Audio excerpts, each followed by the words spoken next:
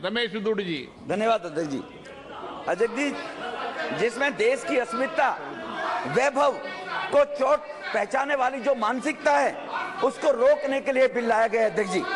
अध्यक्ष जी, दिल्ली भारत का दर्पण है। दिल्ली के अंदर जहां भारत में सभी दुनिया के देशों के दूतावास है, सभी राज्यों के यहाँ पर भवन है, दिल्ली दुनिया भर के डेलीगेट्स जो आते हैं भारत के अंदर, वो दिल्ली के अंदर भारत को देखते हैं कि दिल्ली कैसी है तो भारत वही वैसा होगा।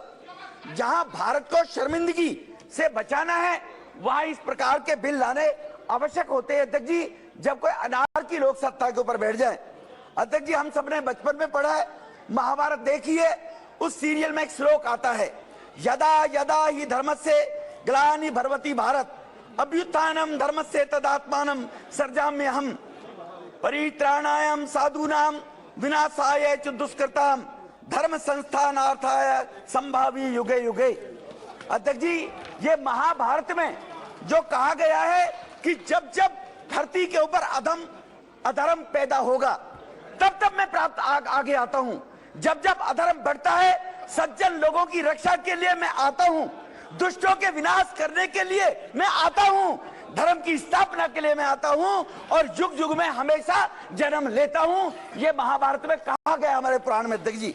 अब अध्यक्ष जी, ये बिल दिल्ली में पिछले 8 वर्ष से हो रहे अधर्मी सरकार के अधर्म को समाप्त करने के लिए लाया गया है। अध्यक्ष जी, महाभारत में एक चरित्र था जिसका नाम था दुर्योधन। आज दुखद है कि दिल्ली राज्य में भी उसी चरित्र का एक, उसी नकारात्मक मानसिकता का व्यक्ति इस दिल्ली के अंदर दुर्योधन के रूप में यहाँ पर बैठा हुआ है। सर फर्क कितना है? वो दुर्योधन लंबा चौड़ा था, ये दुर्योधन थोड़ा बौना है। सर दूसरा, उसके पास एक शकुनी था, और इस बौने दुर्योधन के पास को बहुत भ्रष्टाचारी, परिवारवादी, सनातनी विरोधी ऐसे गठबंधन के लोग साथ लग गए हैं सर। इसलिए अध्यक्ष जी, राज्य के एडमिनिस्ट्रेशन और जनप्रतिनिधिगण में तालमेल की अति आवश्यकता होना जरूरी है। मैं सहमत हूं, अभी नेता प्रतिपक्ष ने, विपक्ष ने कहा है, दोनों को मिलकर जनता के काम, जनता की सेवा करनी चाहिए, ये बिल्कुल ठीक है अध्यक्ष जी। परंतु जब अध्यक्ष जी छलिया, अहंकारी, भ्रष्ट, कायर जनप्रतिनिधि सत्ता में बैठ जाते हैं, तब जन सेवा में लगी व्यवस्था पक्ष को संरक्षित करना अति आवश्यक हो जाता है अध्यक्ष जी। अध्यक्ष जी, इस बौने दुर्योधन के चरित्र की विशेषता मैंने पहले कहा, छलिया के रूप में। अध्यक्ष जी, मैं इनकी राजनीति की यात्रा के बारे में बताता हूं, सदन को अपने आप इनका सब पता चल जाएगा सर। अध्यक्ष जी, जो मान्य सदस्य बैठे हैं, पहला चरित्र था विश्वासघात।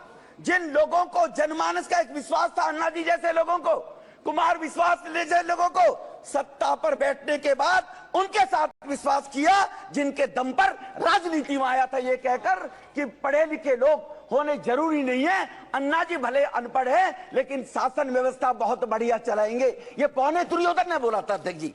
इसीलिए अध्यक्ष जी, उनको धोखा दिया। दुर्योधन ने ऐसा ही विश्वासघात किया अपने चचेरे पांडव भाइयों के साथ, इन्होंने भी वही किया। इसीलिए अध्यक्ष जी, दुर्योधन ने भी छल कपट से सत्ता हथियाई। इनका छल कपट देखिए, दिल्ली वासियों के साथ झूठे वायदे करके कहा, इस बौने दुर्योधन ने, मैं पूरी दिल्ली में सीसीटीवी कैमरे लगाऊंगा। ये पता नहीं कांग्रेसी कहां ढूंढ रहे हैं सीसीटीवी कैमरे। मैं 500 स्कूल बनाऊंगा, पता नहीं इन्होंने कहा 500 स्कूल गिन लिए कांग्रेसियों ने।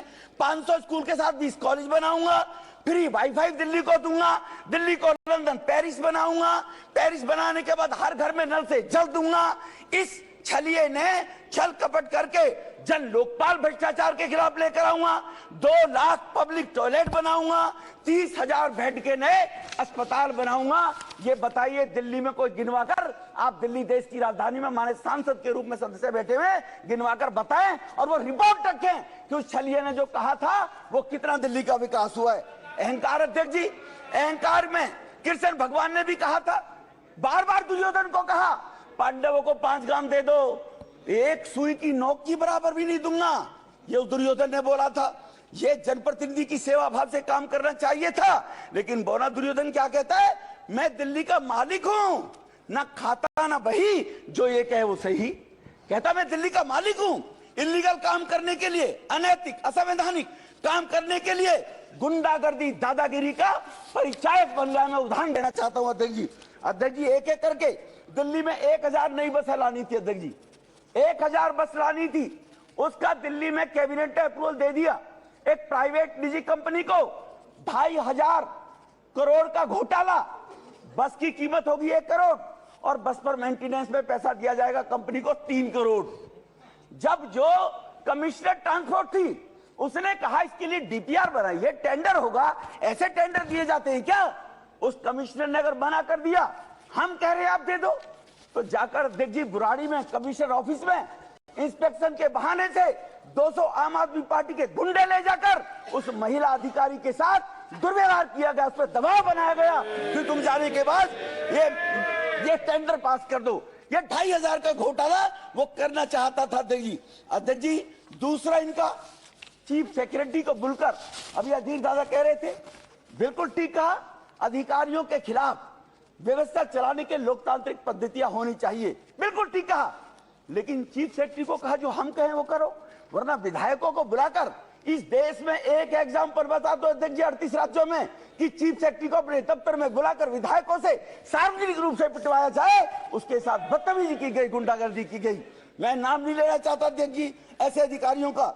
इसी परेशानी से होकर दिल्ली के 8 अफसरों ने एलजी साहब को चिट्ठी लिखी, अगर आप कहो तो मैं टेबल कर दूंगा या अफसरों के नाम भी ले सकता हूं, लेकिन कहते हैं अध्यक्ष जी सदन में नाम नहीं लेने चाहिए, सदस्य के तो सदस्य नहीं है।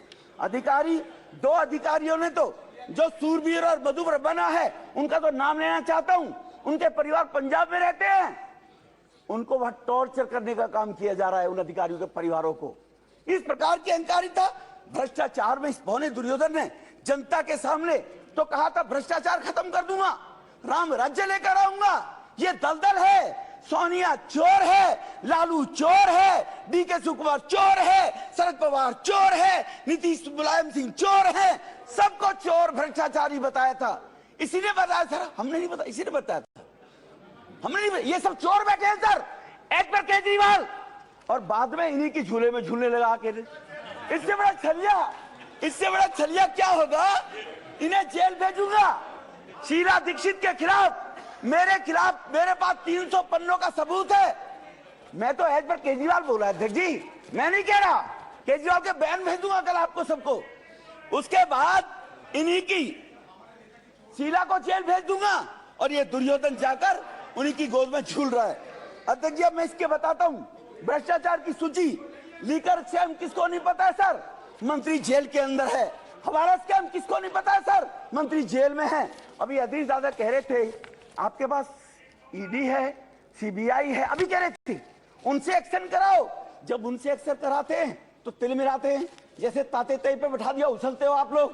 जब सीबीआई से एक्शन नहीं कराते हैं, कानून बदलते हैं तो कह रहे हैं आप लोग कानून रद्द करा रहे हो। एक जबान पे तो ठीक है, कहिए हाउस के अंदर कि सीबीआई ईडी ठीक काम कर रही है, हिम्मत है तो फिर दोबारा भर के कर दिखाइए। सीबीआई ईडी अपना काम करती है अध्यक्ष जी। 5000 लोगों के वो डाले थे सीबीआई ईडी ने सर, रेट डाली है, देश का 1.5 लाख करोड़ रुपया रिकवर किया है। ये 10 नेताओं के डल गया तो सीबीआई गलत कर रही है, क्योंकि यूपीए के टाइम में लाखों करोड़ रुपया हजम किया हुआ है। डर है सीबीआई वो ना इकट्ठी कर दे, कहीं मोदी साहब ये ना कह दे वो 2.5 लाख करोड़ रुपया भी लेकर आओ, जो 12 लाख जरूर का माने अभी गृह मंत्री जी ने हवाला दिया था। सवार स्कूल रूम बनाने का, कंस्ट्रक्शन का, कमरों का घोटाला, जल बोर्ड के अंदर 8 साल तक जल बोर्ड का ऑडिट नहीं हुआ सर। जल बोर्ड आज लाखों करोड़ के घाटे में चल रहा है। ये शासन दिल्ली का चल रहा है। बिजली के अंदर बिजली कंपनियों ने दावा किया कि हमारा 26,000 करोड़ रुपया चाहिए, बिजली कंपनियों की पेमेंट नहीं हो रही। मैं वकालत नहीं कर रहा कंपनियों की, वो भी लुटेरे, लेकिन किसके नीचे? पहले शीला दीक्षित लुटेरी थी, अब ये बौना दुर्योधन लुटेरा आ गया।